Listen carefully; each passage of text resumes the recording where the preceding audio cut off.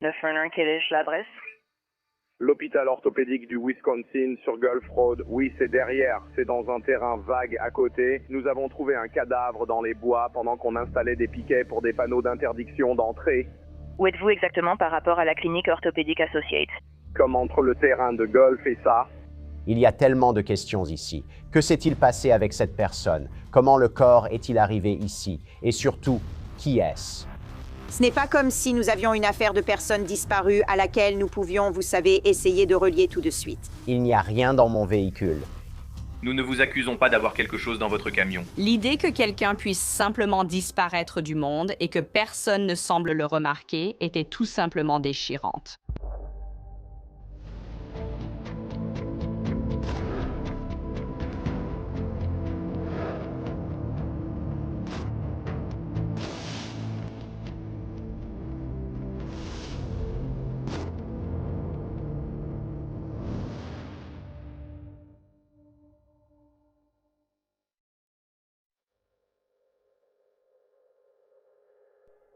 D'accord, vous venez d'une entreprise de construction? Oui, on installait des panneaux et on a senti quelque chose, puis on a vu, il y a ce type-là derrière. Il est là depuis longtemps, donc je pense que oui. Il revient. Je sens une odeur. Delafield est une communauté huppée où je ne crois pas avoir déjà couvert un meurtre. C'est une zone très riche. Ce n'est pas le genre d'endroit où quelqu'un disparaît et où personne ne dit rien. Ce n'est pas ce quartier-là. Est-ce que tu arrives à tenir tout le monde à l'écart? J'ai fait sortir tout le monde. On saura ce que c'est ensuite. D'accord, très bien. Je vais envoyer quelques agents te rejoindre, d'accord? Notre capitaine a appelé, il a dit « Et la patrouille est sur un terrain à l'est d'Orthopedics and Associates of Wisconsin. Ils ont ce qui semble être les restes momifiés d'un humain. Est-ce que vous pouvez commencer à vous y rendre ?» On nous a dirigés à travers la zone de broussailles épaisse et nous sommes entrés dans le boisé. Et je pouvais voir un corps allongé sur le dos, probablement à environ 6 mètres dans la lisière des arbres.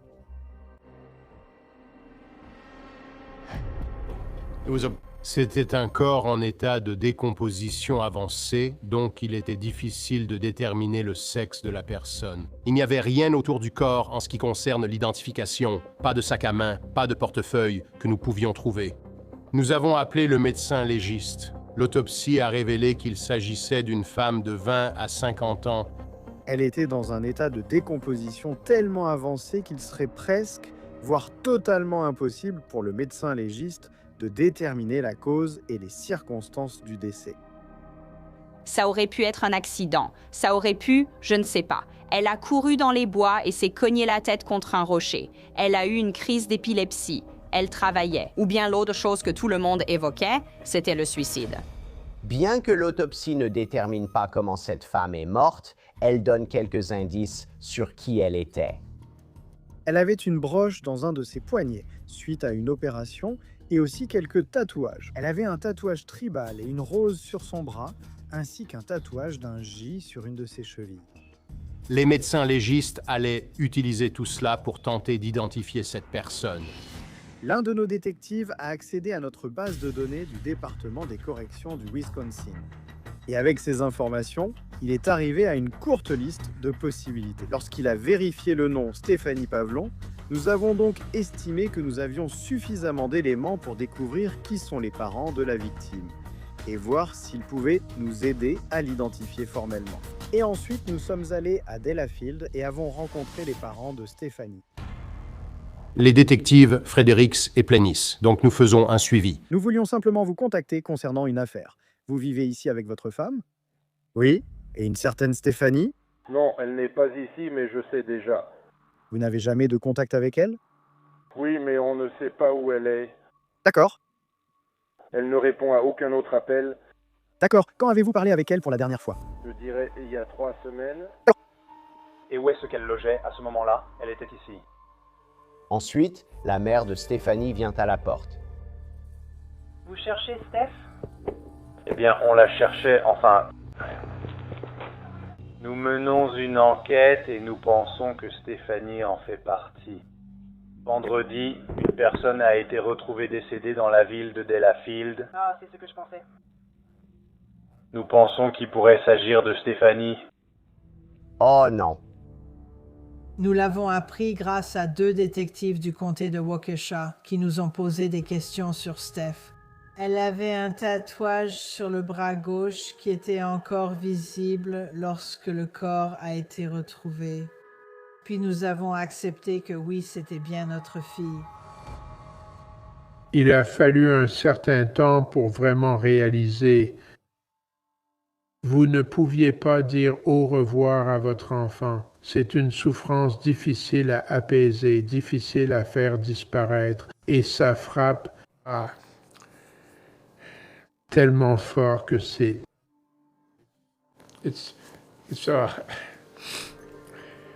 Je ne sais pas, il faut que j'arrête.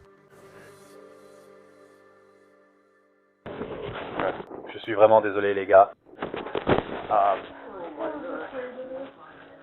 Je peux vous dire...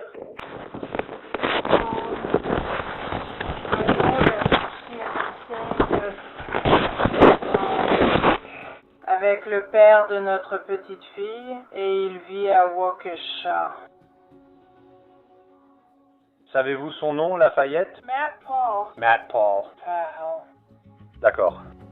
Les parents de Stéphanie ont pu nous dire qu'elle passait du temps entre leur maison et celle de son petit ami de longue date, le père de sa fille, dans la ville de Waukesha. Pendant que la police interroge les parents de Stéphanie et en apprend plus sur sa vie, elle découvre aussi sa relation avec Matt Paul.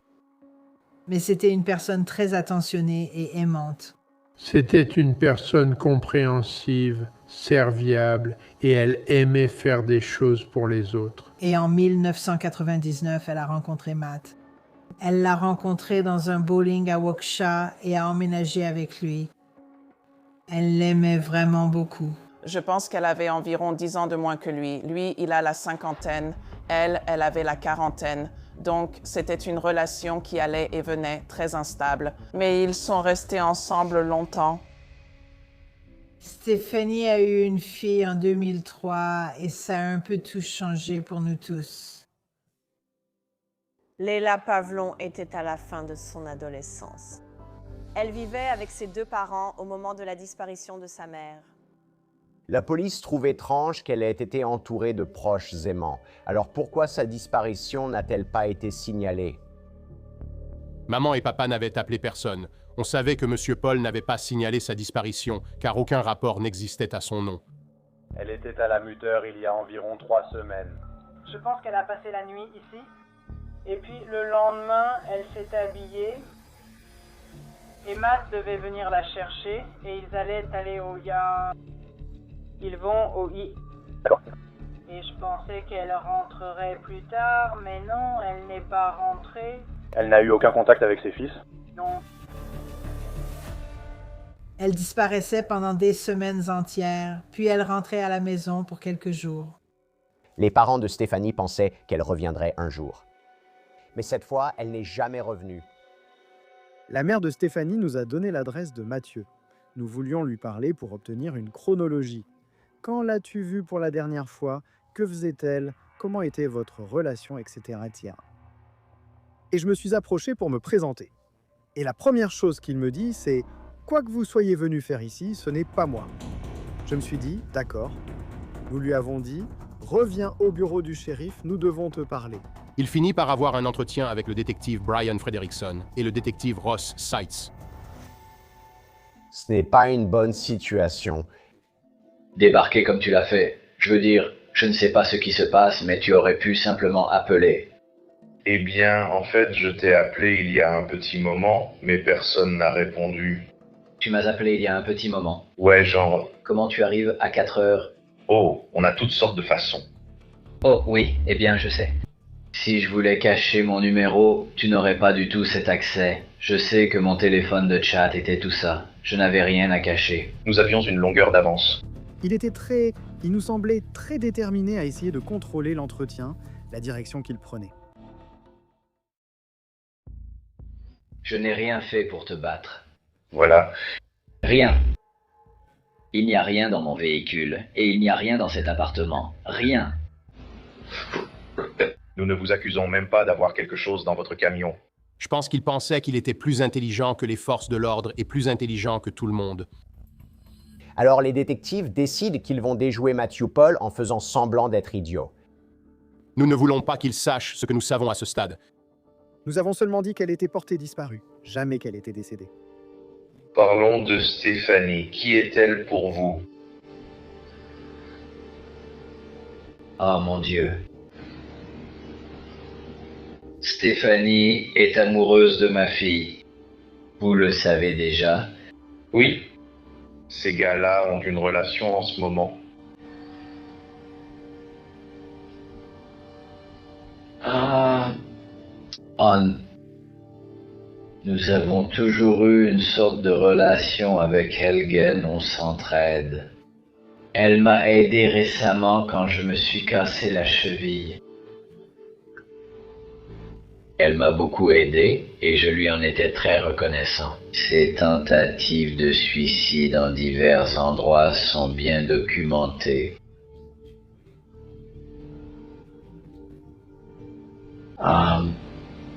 Et en avril, elle a pris toute une bouteille de pilules près de chez ses parents. Et moi, j'ai essayé encore et encore de la convaincre d'arrêter les médicaments et de demander de l'aide. Que prenait-elle lors de son overdose chez ses parents? Que faisait-elle? Elle consultait l'un des médecins qui lui prescrivait beaucoup de médicaments. Dès le début, il voulait parler des problèmes de santé mentale de Stéphanie et des problèmes de dépendance qu'elle avait concernant les médicaments qu'elle prenait. Il y a eu des moments où elle parlait de suicide, mais elle m'appelait toujours et elle n'a jamais rien fait. Vous ignorez où elle est? Vous souvenez-vous de la dernière fois que vous l'avez vue? Non, il y a des semaines. Il y a des semaines. Et j'ai la nausée. Mais j'ai un mauvais pressentiment. Vous savez quelque chose, dites-le moi. Où est-elle? C'est ce qu'on essaye de découvrir. Nous ne savons pas. Elle a disparu. Donc, on essaye de savoir qui l'a vue en dernier. J'ai essayé. J'ai fait de mon mieux avec elle. Mais ces 2 dernières années, elle perdait complètement pied. Et les médecins n'écoutaient pas. Ils continuaient juste à prescrire de plus en plus de médicaments, encore et encore. Quand on a essayé de lui demander précisément quand il l'avait vue pour la dernière fois, il a répondu « Oh là, je commence à avoir un mauvais pressentiment. Qu'est-ce que vous savez? Qu'est-ce que vous ne me dites pas ?» Et puis il repartait encore sur le fait qu'elle prenait des médicaments très puissants. Tu sais, ce qui, selon nous, n'avait vraiment rien à voir avec ce dont on parlait avec lui. Tu te souviens de la dernière fois où tu as vu Stéphanie? Parce que tu as dit que, selon toi, ça faisait quelques semaines. Remonte dans tes souvenirs. Réfléchis à la dernière fois où tu l'as vue. Où était-ce? Ça fait plus de 2 semaines. Je sais, je ne me souviens pas exactement. Parfois, quand on lui demandait plus de détails sur sa chronologie, il devenait nerveux. Et je pense que c'est à ce moment-là qu'il se mouchait, se couvrait la bouche et essayait de rassembler ses idées avant de changer de sujet. Les détectives insistent. Que s'est-il passé le jour où il a vu Stéphanie pour la dernière fois? Et c'était exactement quel jour? Vous avez dit que vous l'aviez accompagnée à un rendez-vous à Orthopédique? Oui, nous sommes allés. J'allais chez Orthopedic Associates. Plus tôt dans l'année, Mathieu s'était blessé à la cheville ou au pied et recevait un traitement de kinésithérapie chez Orthopedic Associates, tout près de l'endroit où la victime a été retrouvée. Vous avez dit avoir un rendez-vous le matin et y être allés ensemble. Vous avez dit qu'en arrivant, vous êtes allés à votre rendez-vous. Cela semble être la dernière fois que vous l'avez vue. D'accord. Est-ce qu'elle est entrée dans le bâtiment avec vous? Vous vous souvenez? Non. Elle est restée dans le camion? Oui, je suis monté dans le camion. Tu as terminé tes rendez-vous? Oui. Tu sors de ton camion et ensuite? Elle est partie. Elle n'est plus dans le camion? Elle est partie, ouais. Avait-elle les clés? Tu te souviens? Oh non, j'avais les clés. J'avais les clés. Est-ce qu'elle t'a donné une indication qu'elle allait quelque part ou où elle comptait aller? Non. Après être retourné à ton camion, Matt, et ne pas l'avoir trouvé, que s'est-il passé? Alors, comme je l'ai déjà fait auparavant, j'ai fait des allers-retours en la cherchant. Je me disais qu'elle avait peut-être marché dans la rue. Peut-être qu'elle a appelé sa mère. Peut-être qu'elle voulait juste se défouler parce qu'elle a déjà eu l'habitude dans le passé de courir dans les bois, d'appeler sa mère, des choses comme ça. L'une des choses qui nous a frappé, c'est qu'on a parlé du fait qu'elle était bien connue pour s'enfuir dans les bois et essayer de se suicider, ce qui nous a semblé être une remarque intéressante étant donné qu'elle a été retrouvée morte dans les bois.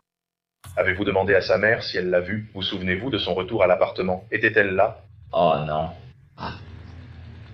C'est à ce moment-là que j'ai vraiment commencé à m'inquiéter pour elle et que je n'ai pas compris ce qui se passait. Je suis allé au lavage auto il y a environ une semaine. J'ai sorti mes tapis de voiture et j'ai commencé à tout nettoyer. Et là, surprise, je vois son sac à main. Et c'est là que je me suis dit, bon, c'est étrange. Genre une semaine ou deux passent, et puis tout à coup tu découvres ce qu'on a dit quand tu faisais le ménage. Et Paul affirme qu'il a trouvé quelque chose d'encore plus choquant quand il nettoyait son camion. Il y avait un mot sous la voiture, Matt. C'est Ce n'était rien que je n'avais pas déjà entendu par email, par texto. Je suis fatigué de tout le monde. Je déteste tout le monde. Je te déteste. Je déteste mes parents. Ah, tout le monde. Tu sais, ce genre de langage. Tu penses qu'elle a laissé ce mot la dernière fois que tu l'as vu? C'est possible.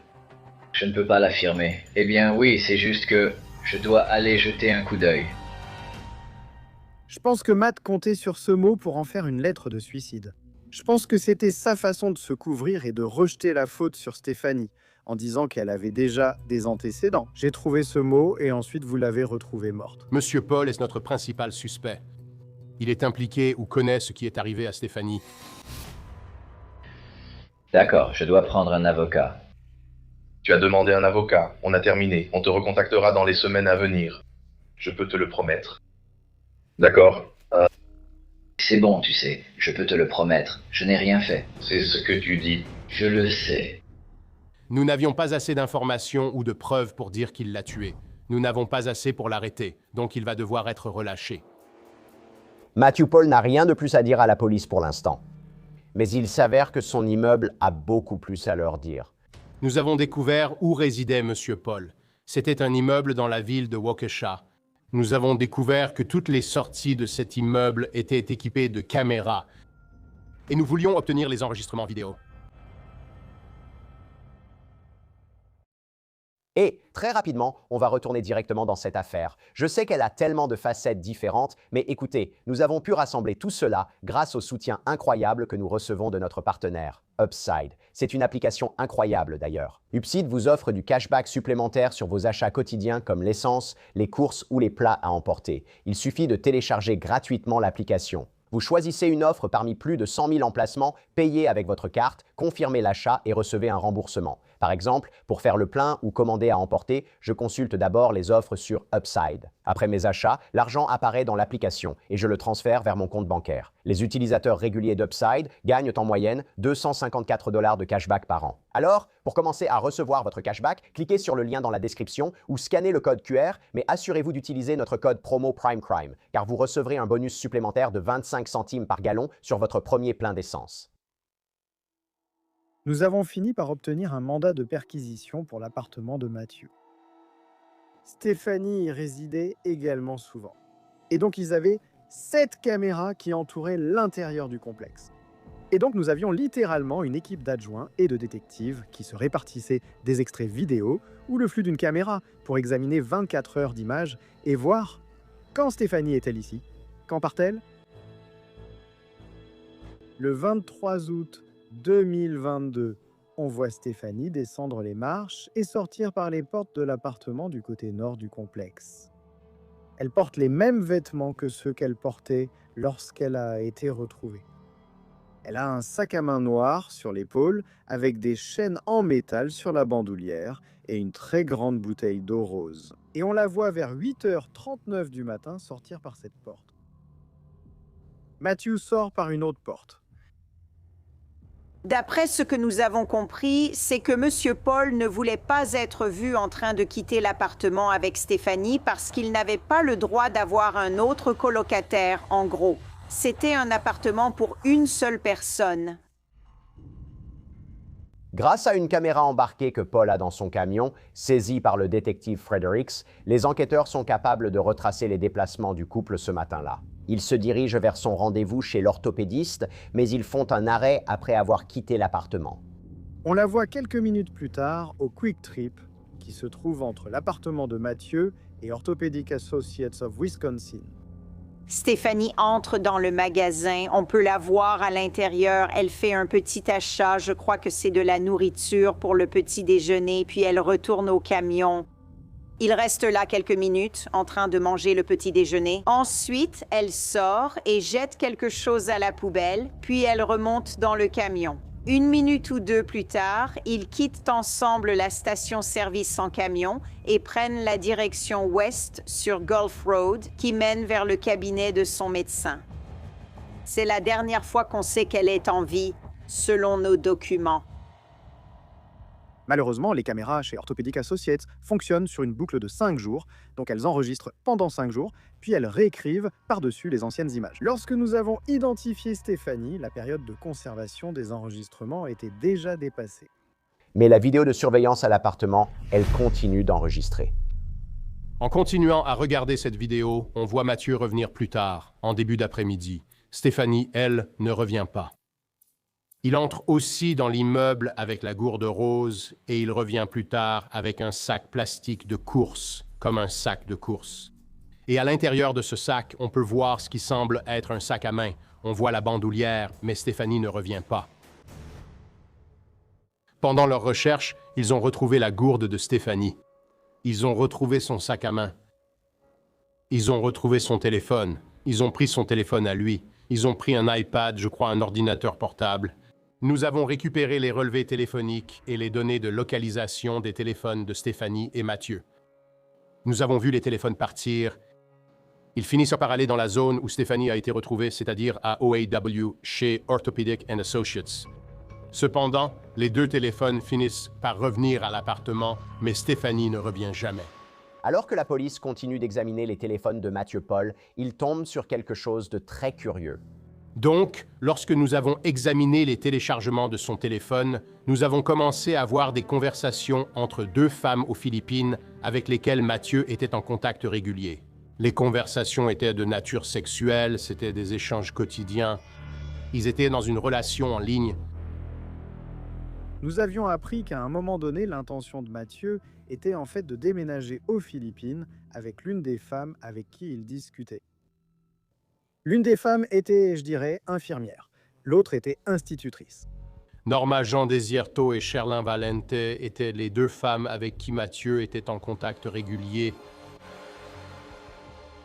Autant que je me souvienne, c'était à la fin de 1991 et puis nous avions l'habitude d'envoyer des messages le matin.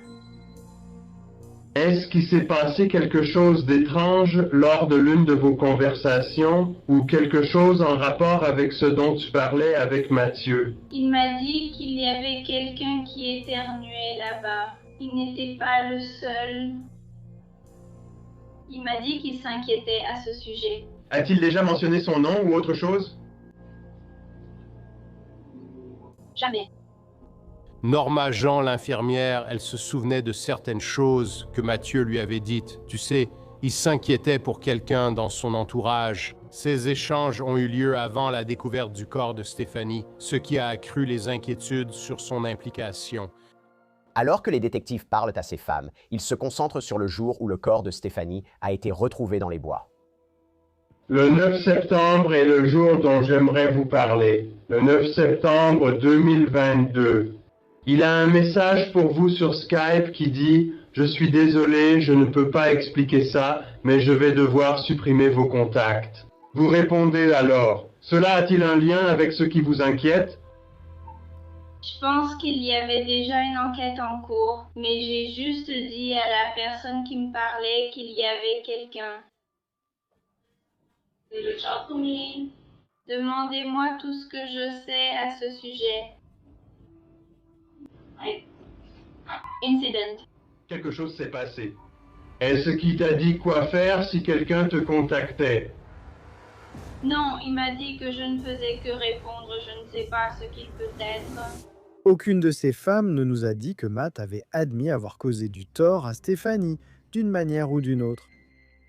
Mais Matthew Paul leur dit autre chose que les enquêteurs trouvent très intéressant.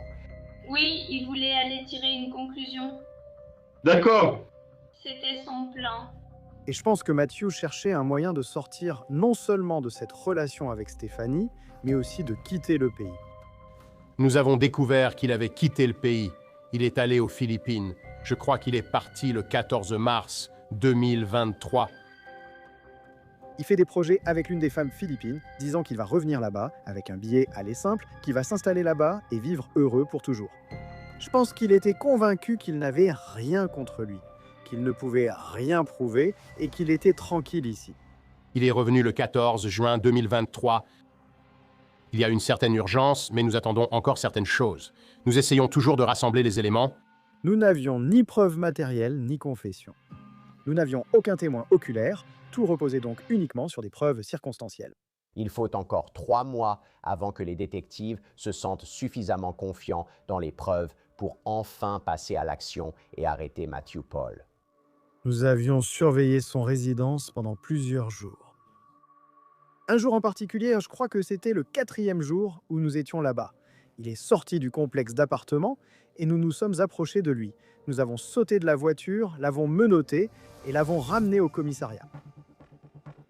Tu fais quoi? Tu tournes autour du parc en m'attendant? Fais le tour du parking. Comment diable pourrais-tu aider? Je viens juste de sortir. C'est juste arrivé. Ouais. J'ai eu de la chance. J'ai eu de la chance? J'ai eu de la chance, pas toi. Je voulais te le dire. Je te le dis, je ne sais pas pourquoi on m'arrête. Pourquoi serais-je arrêté? Je n'ai rien fait.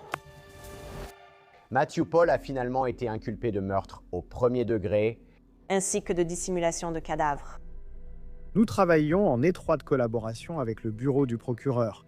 Et ce que nous voulions, c'était pouvoir présenter le dossier le plus solide possible, prouvant que Matthew non seulement avait tué Stéphanie, mais avait aussi dissimulé son corps dans les bois. Les faiblesses restaient l'état du corps et l'incapacité de déterminer la cause et les circonstances du décès. C'était la plus grande inquiétude que j'avais. Et sans arme du crime, sans médecin légiste, sans qu'un médecin vienne dire qu'elle a été étranglée ou qu'elle a été abattue, comment voulez-vous qu'un jury accepte ça? Il a fallu 3 ans pour arriver au procès. Toutes ces années d'attente, vous savez, pour qu'ils rassemblent toutes les preuves et qu'ils aient un dossier solide. Nous étions vraiment préoccupés que le jury puisse se dire « Eh bien, je ne sais pas avec certitude comment elle est morte. Je ne suis pas vraiment sûre de comment elle est morte, ou si c'était un homicide plutôt qu'un suicide. » Donc, nous voulions vraiment combler autant de ces lacunes que possible avant le procès. En octobre 2025, le procès de Matthew Paul commence enfin. Et voici Stéphanie Pavlon. C'est la personne qui était au centre de ce procès pour homicide. Vous n'entendrez pas directement son témoignage dans cette affaire. Voici Stéphanie un jour en train de profiter de la vie. Comment s'est-elle retrouvée morte dans les bois de la ville de Delafield en 2022? Il y a une chose que nous ne pourrons pas vous présenter et c'est la cause du décès.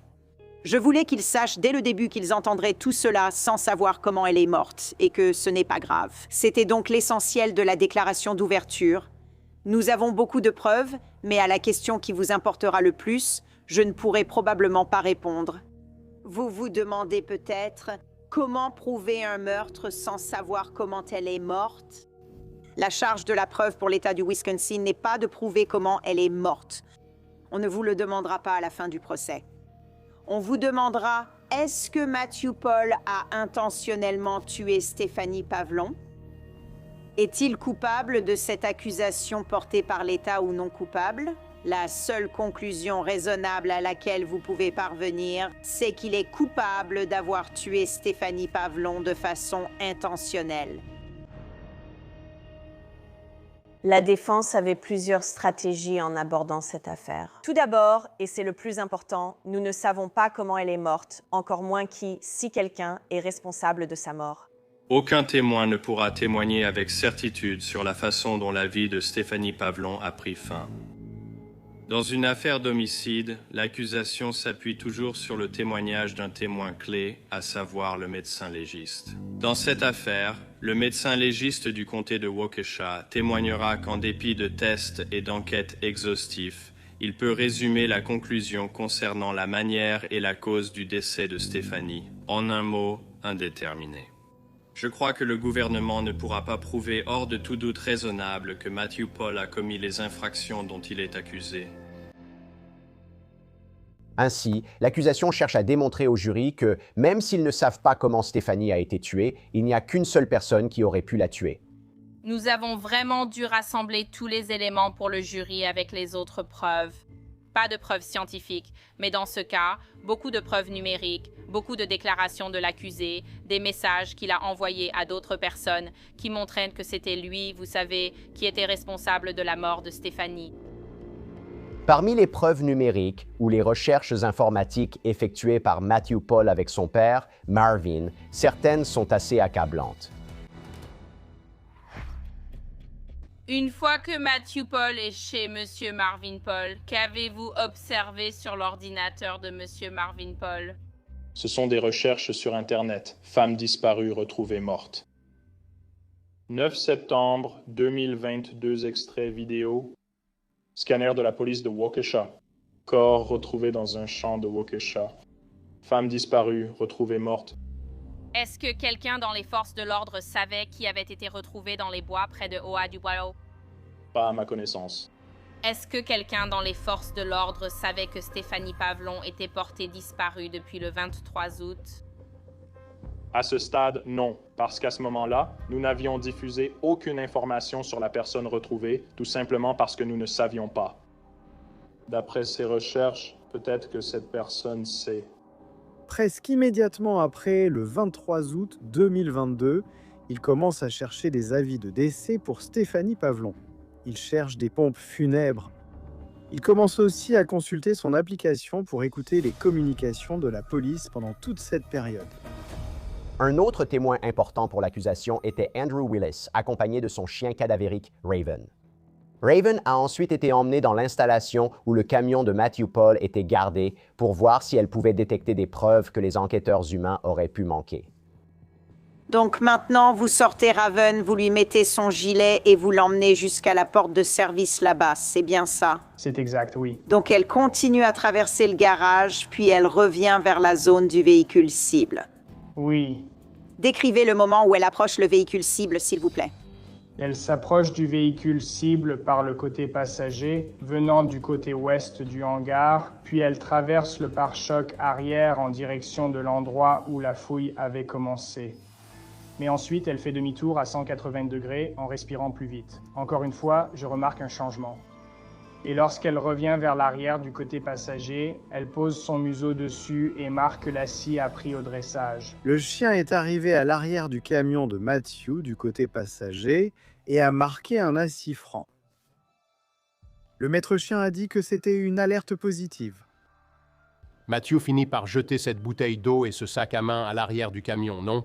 Ce n'est pas parce qu'il y a cette odeur que ça veut forcément dire qu'il y avait un corps dans ce camion.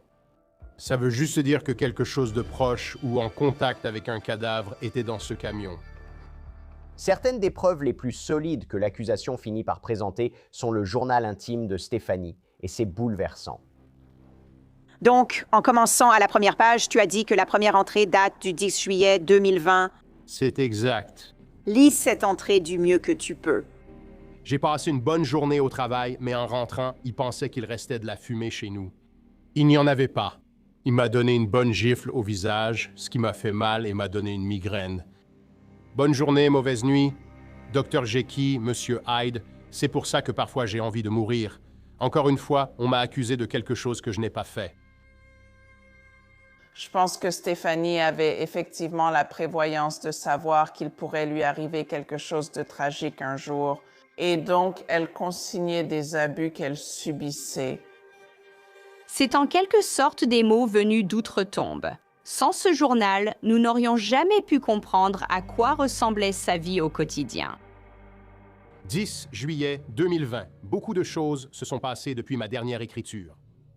Mon tympan gauche a encore été perforé. J'ai encore un œil au beurre noir. J'ai eu une contusion à la colonne vertébrale pendant 3 semaines et subi de nombreuses violences psychologiques. Le 6 juillet, mon cœur, mon âme et mon état mental ont été brisés encore et encore. Je me sens piégé. Il est temps de passer aux plaidoiries finales. Nous n'avions pas de témoins oculaires dans cette affaire. Ce n'est pas une affaire où le meurtre a été filmé. Nous avons dû travailler dur pour établir ce dossier. Chaque élément de preuve s'appuie sur un autre. Aucun élément de preuve n'est déterminant à lui seul dans cette affaire. Mais chaque élément vous montre le genre de personne qu'était M. Matthew Paul. Vous montre la relation que Stéphanie Pavlon avait avec M. Paul. Et finalement que Stéphanie Pavlon a trouvé la mort le 23 août à cause des actions de l'accusé. Matthew se bat pour sa liberté. Mesdames et messieurs du jury, aujourd'hui, vous siégez dans cette affaire en tant que 12 juges. 12 personnes qui contrôlent le destin de Matthew Paul. Vous êtes aujourd'hui les représentants ultimes de la loi. Il n'y a aucune preuve au-delà de tout doute raisonnable. Compte tenu des preuves et des témoignages, l'État n'a certainement pas rempli son charge de la preuve concernant les crimes reprochés.